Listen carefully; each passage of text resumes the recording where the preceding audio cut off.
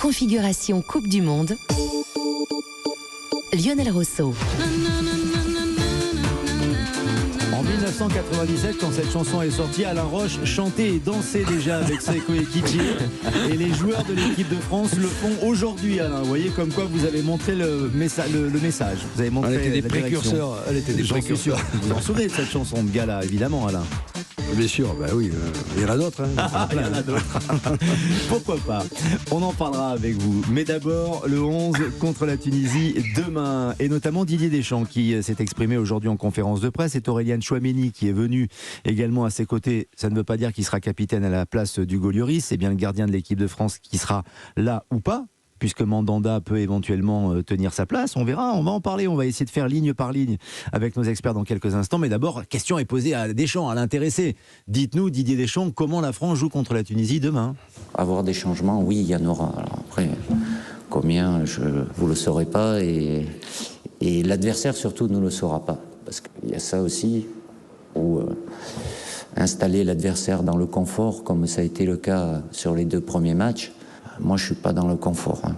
Les dernières infos, je les ai 1h30 avant, quand je vois la compo, et souvent, il y a des modifications qui m'amènent à amener des ajustements. Les modifications, les ajustements, les mots bleus de Didier Deschamps, mais Alain Roche, en général, quand il fait tourner sur des matchs pour le 3e match d'une compétition, c'est entre 5 et 7 changements, Didier Deschamps. Est-ce que, selon vous, il va respecter cette tradition ? Oui, s'il est superstitieux, il va faire jouer Mandanda, parce que ça avait été le cas lors du 3e tour, 3e match de poule en 2018, quand on était champion du monde. Oui, il faut profiter maintenant. D'abord, il faut tenir tous les remplaçants aussi en éveil. Ça, c'est excessivement important. Il y a des joueurs qu'il faut revoir aussi, comme Benjamin Pavard. Mais surtout, il faut reposer certains qui ont beaucoup fait d'efforts depuis ces 2 matchs-là. Oui, donc personne ne sera surpris s'il y a beaucoup de changements. Mais après, cette équipe est solide. Ils disent tous qu'ils vivent bien, donc ça veut dire qu'il y a sûrement une très bonne entente entre eux, qui fait que cette équipe n'aura beaucoup de changements. Il y aura peut-être quelques certitudes aussi par moment au début de match, manque d'automatisme aussi, mais c'est le moment aussi de faire tourner. Il ne faut pas oublier que tous ces joueurs ont joué plus de 20 matchs déjà en début de saison. Pas de préparation pour cette Coupe du Monde, donc il faut être vigilant sur les états physiques des uns et des autres. Et je pense que le staff technique est à même de savoir qui est en forme ou pas et qu'il faut reposer. Voilà, Aline Riera, déjà par rapport, ligne par ligne, par rapport au gardien, Mandanda a de fortes chances de jouer. Plutôt qu'Areola, puisque Areola est numéro 3. Hein. Voilà, exactement. Voilà. Donc là, la question ne se pose pas. Entre guillemets, dans la hiérarchie, s'il y a un changement, ce sera Steve Mandanda. Alain le disait, sur le match du Danemark, ce piètre 0-0, il y avait eu, je crois, 6 changements et c'était Steve Mandanda qui avait joué dans les buts. Donc je pense que c'est important aussi de nerveusement laisser Hugo récupérer.